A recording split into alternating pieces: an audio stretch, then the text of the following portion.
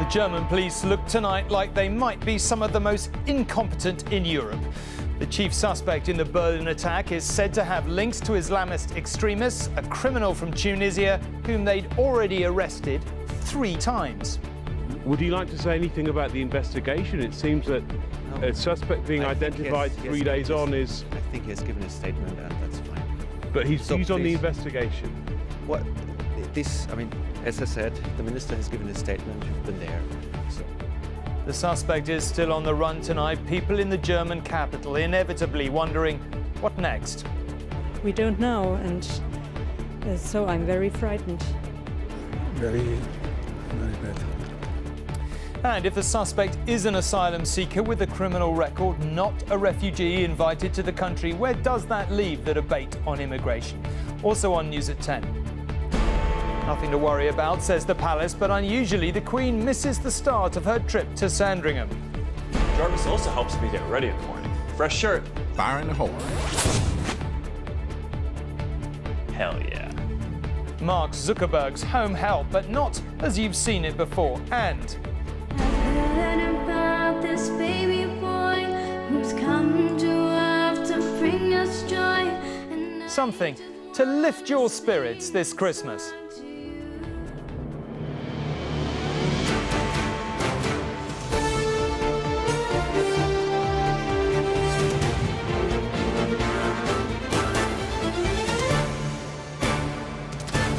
This is ITV News at 10 with Tom Bradby. Good evening. In a country waiting for answers about Monday night's lorry attack on a Berlin Christmas market, there were just more questions today, mainly about Germany's police and security services, who seem to be competing for the title of most incompetent in Europe. They have come up with another name, Anis Amri, a Tunisian and failed asylum seeker, a firm suspect, we're told. They found his details on an ID card under the seat of the lorry, but only some time after the attack. So, why did it take them so long to find it? And why was he able to carry out the attack in the first place, given that he was under surveillance in the spring and summer and was apparently known to have been a security threat as recently as last month? All the warning signs appear to have been there. Teenage arsonist, violent thief, would-be gun buyer, not to mention links to Islamist extremists. A sadly familiar pattern. His name is Anis Amri, and he's Europe's most wanted. Police say he's armed and he's violent. They've offered a €100,000 reward for details. But there's a great deal they already know. They know his 6 aliases. They've seen his fake documents, which claim 3 different nationalities. Today, a state minister said he was already known for his Islamist links. Die Sicherheitsbehörden haben ihre Erkenntnis und ihre Information zu dieser Person. The security agencies exchanged information about this person in the counter-terrorism centre in November, he said.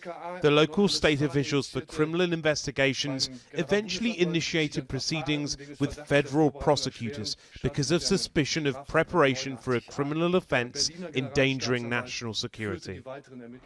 He was identified not through advanced investigation, but from a discarded document left in the cab of a lorry.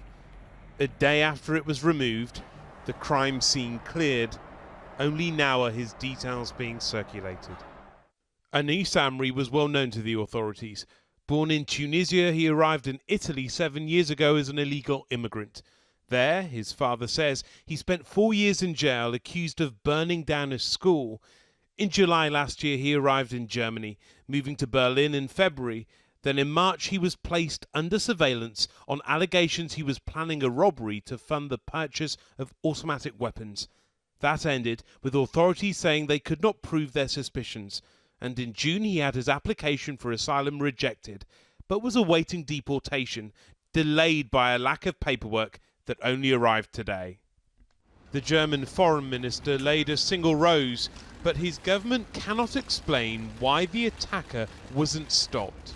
Can you reflect on the mood in Berlin? Sorry, he's given a statement.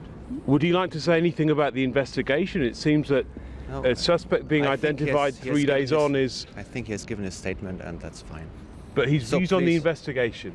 What This, I mean, as I said, the minister has given his statement. You've been there, so that's fine.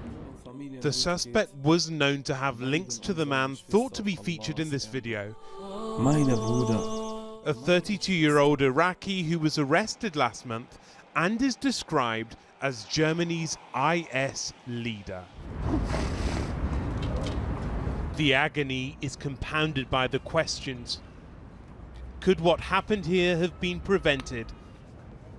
And will it ever be explained? Rohit Katru, News at 10, Berlin. Well, there is as yet no official list of the names of the dead from the lorry attack, but at least 2 families are all but certain that their loved ones are among them. One is a young Italian woman whose phone was found at the scene. The other, an older Israeli woman who is also missing. Her husband was seriously injured. Berlin's agony is clear. In a week that should be full of festivities, the city's residents are laying flowers in memory of victims they didn't know, knowing it could quite easily have been them. One victim is thought to be 31-year-old Fabrizia Di Lorenzo from Italy, whose father says he has given up hope of finding her alive after her mobile phone was found at the scene. And Dalia Eliakim from Israel has been missing since the attack. Her husband Rami remains in hospital in Berlin in a serious condition. The hospital treating the most critical patients told me some are still fighting for their lives. To our hospital there have been 13 admissions, 8 of them very serious, 2 of them died. And now we have in this hospital still 4 patients.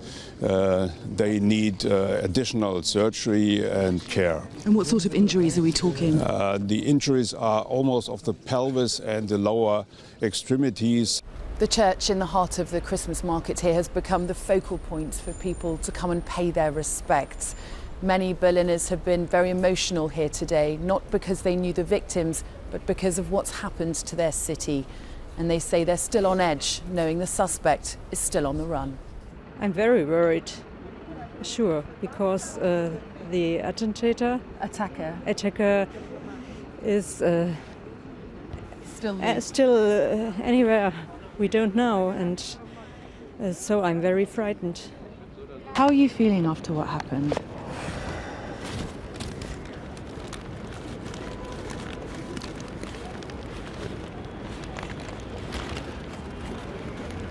Very, very bad. I understand.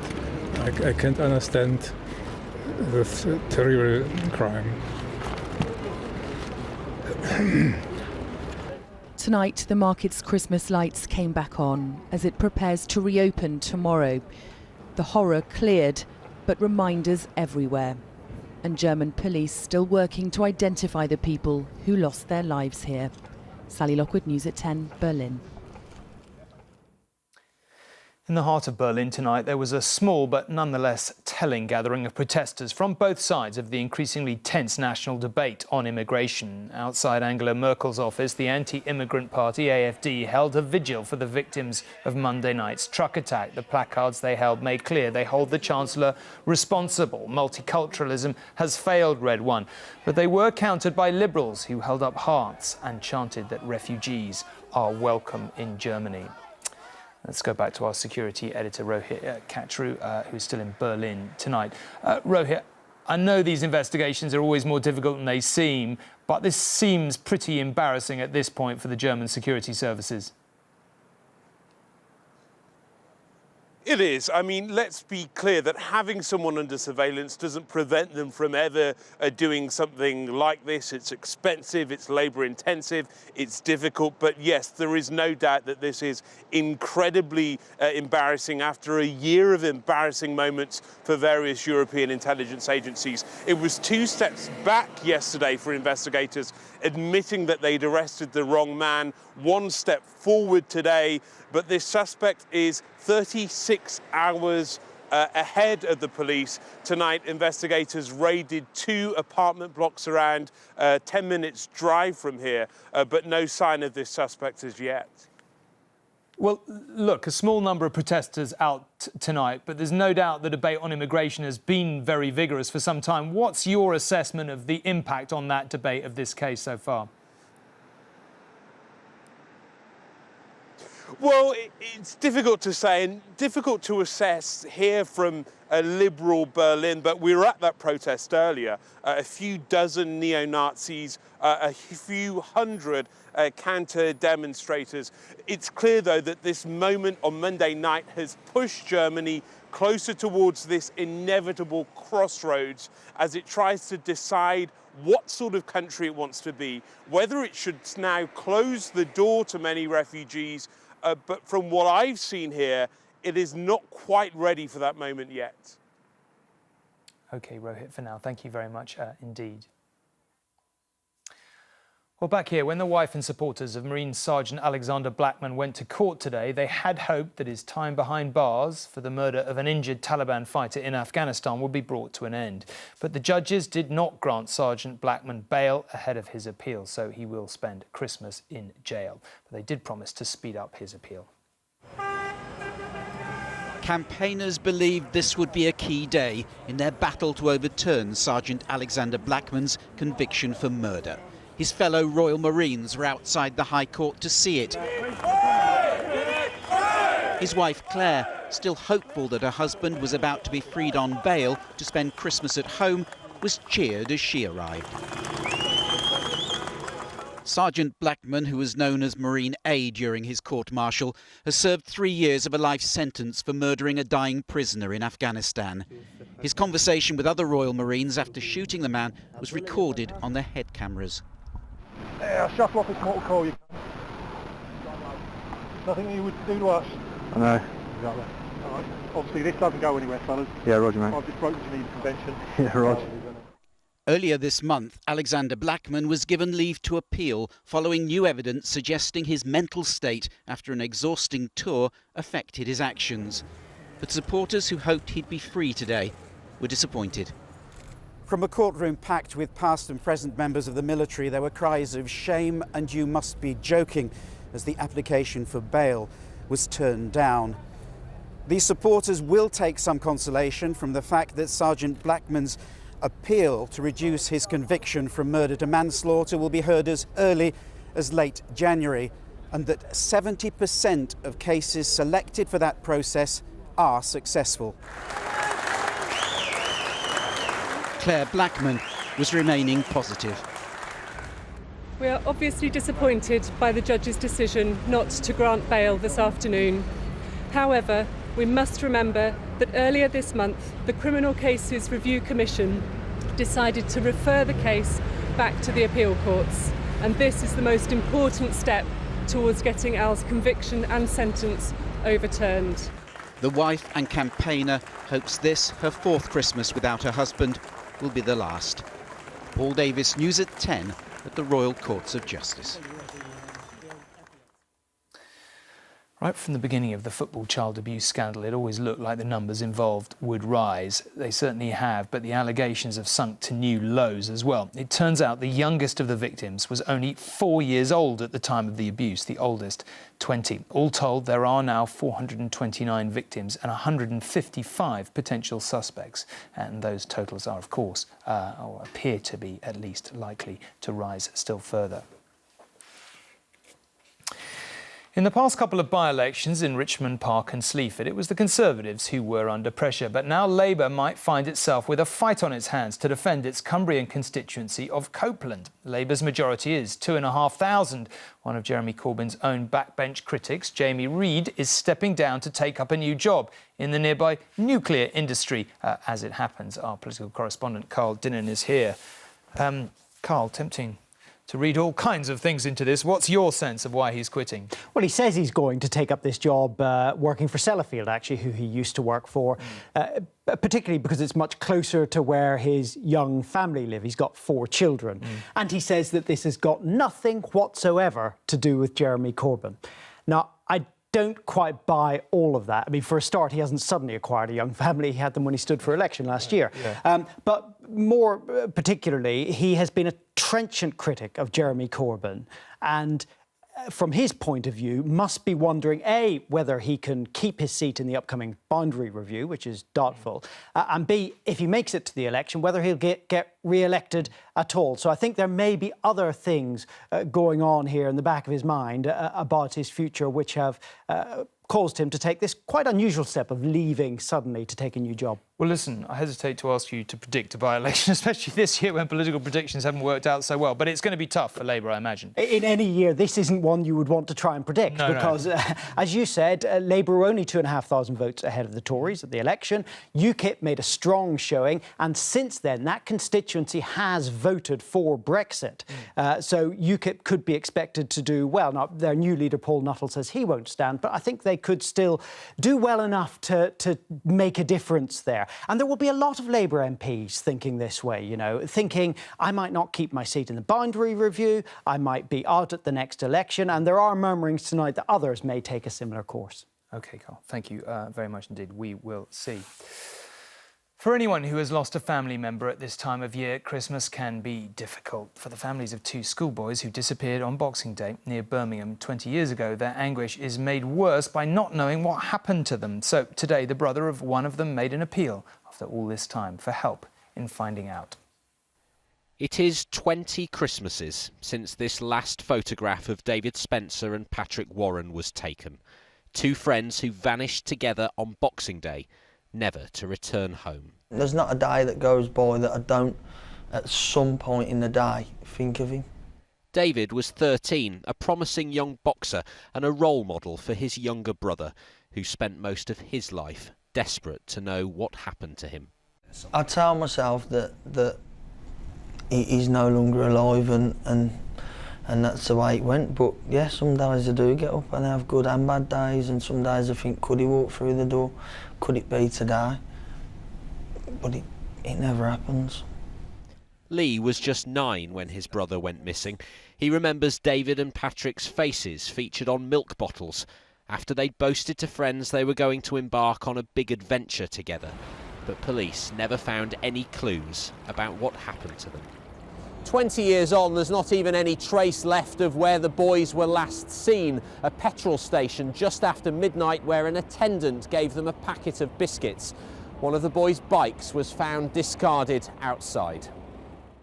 But the case went cold for a decade until it was reopened on the 10th anniversary. Police received an anonymous letter suggesting where the boys may be buried. And separately, detectives questioned Brian Field, convicted that year for kidnapping and murdering another teenage boy. He lived close to where David and Patrick went missing, but despite new searches, no new evidence was found. Field has denied any involvement, but police say he has not been eliminated from their inquiry. Lee has his own theory about his brother's disappearance, but says the family just needs to know. We could go have somewhere to go and put flowers down on his birthday, Boxing Day, Christmas, and we could move on with our life. It's the not knowing that's the hard bit. But 2 decades after David and Patrick disappeared, the only certainty for both families is the pain this time of year brings. Ben Chapman, News at 10, Birmingham.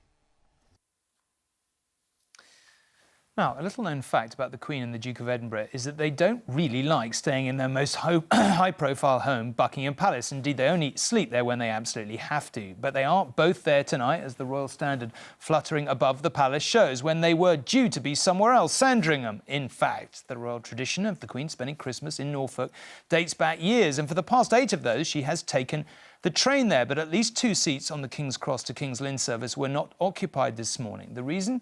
Officially because they have heavy colds. Probably nothing to worry about, we are privately told, but certainly a bit unusual. And our royal editor, Tim Hewitt, is here. Well, I guess a bit unusual, as we say, Tim. What do you make of this? Well, I think it's very, very difficult in the circumstance to sort of say how serious or otherwise this is. What we know is that the King's Cross to King's Lynn train set off this morning. There were photographers, there were security details, but there was no Queen. The initial word that I had was, well, it's nothing serious, no cause for serious concern. A statement was issued that both the Queen and the Prince had heavy colds. No more guidance is being given now. We're simply being referred to that statement. Nobody is giving any hint as to how serious or otherwise this is. So the truth is, we honestly don't know. And I think if you're dealing with two people of the age of 90 and 95, nobody is going to make any sort of predictions, are they? Any doctor will tell you that the symptoms could change very, very quickly. But all I can say is that at the moment, as you've said, the Queen is at Buckingham Palace. We all know she's anxious to get to Sandringham. There's a big family gathering there. When that will happen, right now, I simply don't know. OK. Tim, we'll keep our fingers crossed that all goes well. Thank you very much indeed.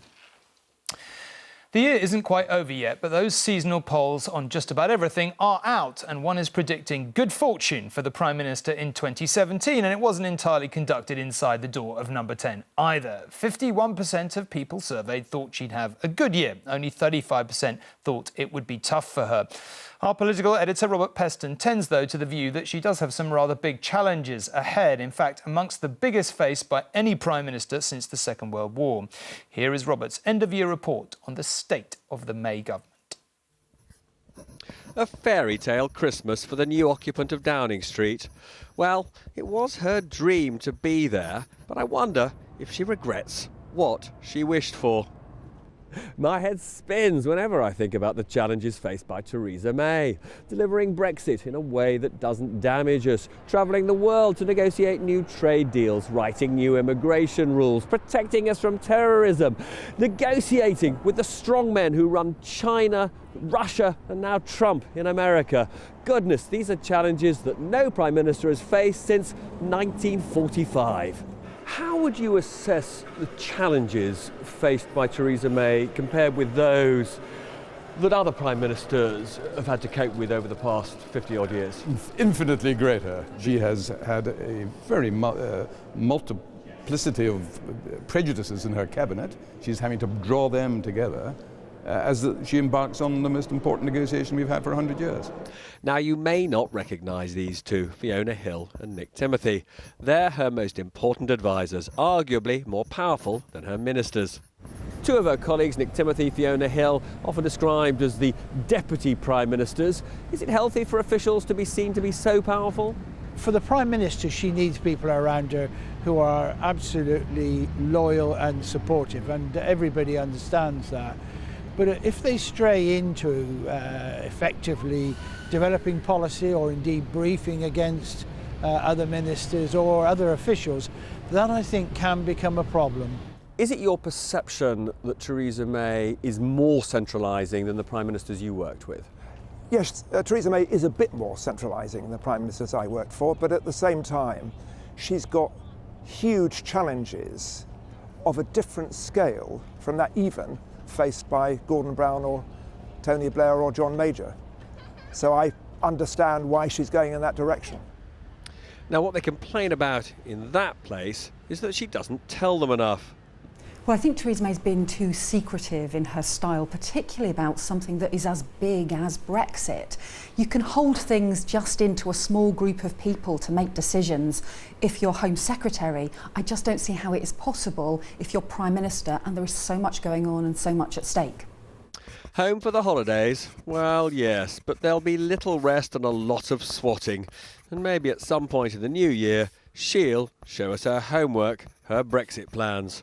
Robert Peston, News at 10. After smartphones, smart homes are ever more popular. A smart home, you might say, would be one that didn't cost so much to keep up, but never mind, that's a different story. This is about the power to control what goes on around you with a kind of TV remote or even a programme on your phone itself. The Facebook founder, Mark Zuckerberg, who else, has allowed the world a glimpse of what goes on behind his front door. In tech speak, he is taking home connectivity to a new level with artificial intelligence. Well, whatever, but seriously, it's worth taking a look. Good morning, Jarvis. Good morning, Mark. It's Saturday, so you only have 5 meetings. He's revolutionised the way we talk to friends and family and the way we consume news. Now he wants to make our homes intelligent. Earlier this year, I started building a simple AI to help run our home. His system, nicknamed Jarvis after the computer in the Iron Man comics, makes his toast. All right, it's time for my call with Shrek. Can though sadly won't butter it for him, The VC room now. Remember to check on identifies visitors at his front door, and even helps him get dressed. Fresh shirt. Fire in the hole. Hell yeah. An impressive achievement, but hardly cutting edge in the artificial intelligence stakes. What's more interesting is what will happen in the future. Because I think we want a little bit more than just a kind of intelligent remote control. We want an AI that understands us, understands our needs, and maybe understands our moods. Understanding human moods involves recognizing and interpreting human faces, something Zuckerberg admitted even he found hard to do in his Jarvis system. But that's what they do at this lab in London. So in this case, your face is tracked, and you see that there are these green points which are around your eyebrows and your eyes, the nose and the mouth. Recognizing faces will be crucial for elderly people living alone in a smart home. It could monitor their safety and their health. What you want really to understand is who this person is, whether the person got somebody who is known in the house or there is a burglar, a totally unknown person. So that's why face recognition is important. But you also want to understand whether this person is, for example, falling into depression. Okay, so it's very important that you recognize facial expressions. There are many limitations. The angle of the camera and a lack of light can confuse the software. But we're not far off from computers that can understand how we're feeling. Mark Zuckerberg's system might be simple, but it will no doubt ramp up interest in getting more sophisticated artificial intelligence technologies into the home. Mark, I'm trying to read in here. Alok Jha, News at 10. Well, there you are. And finally tonight, we apologised earlier in the week for the fact that things have been looking, well, frankly, all a bit grim for the festive season. But it is good to remind ourselves once in a while of the capacity for human beings to send our spirits soaring as well. Take the case of Kaylee Rogers, for example. She's 10. She has autism and attention deficit disorder. Her teachers have always thought of her as shy, until that is, she appeared in her school Christmas concert. The rest, as they say, is history. In the classroom, she's often too nervous to speak out. But at the Christmas concert, it was a different story. I've heard about this baby boy who's come to earth to bring us joy, and I just want to sing this song to you. It goes like this: the 5, the 5th, the minor 4, the major death. With every breath I'm singing hallelujah. 10-year-old Kaylee Rogers has autism and attention deficit disorder. But when she sings, all that's forgotten. Very, very much. I just love just become a singer and be great at it. The video has now been viewed hundreds of thousands of times online. Kaylee started singing around the house when she was 3 years old. She was such a happy child, just singing all the time, and that's kind of when we noticed she could carry a tune. We were amazed. So what do the experts think? Listen, they've had Kenny Rogers, they can have Kaylee Rogers. That's right. I mean, you know, that my son's 11. He would freeze. I mean, he's got confidence, but to do that, it's beautiful. Kaylee says she feels good singing. Well, this Christmas, she's made many others feel good too. The shepherds left their flocks by night to see this baby arrive tonight. A host of angels led them all to you.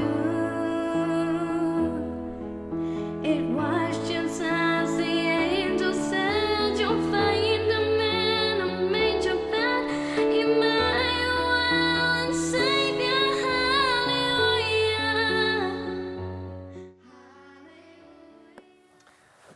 That is just the best story. Rebecca Barry on Kaylee Rogers and her gorgeous voice. Let's just take a look at tomorrow. We will be reporting on the Syrian refugees who fled from Aleppo to Turkey, trying to survive there because there's nothing for them to return to. And we'll be keeping an eye on high winds that are expected in northern Scotland and beyond ahead of Storm Barbara, which is heading our way. That's it. I'll be here again tomorrow. For now, good night, and thank you very much indeed for watching.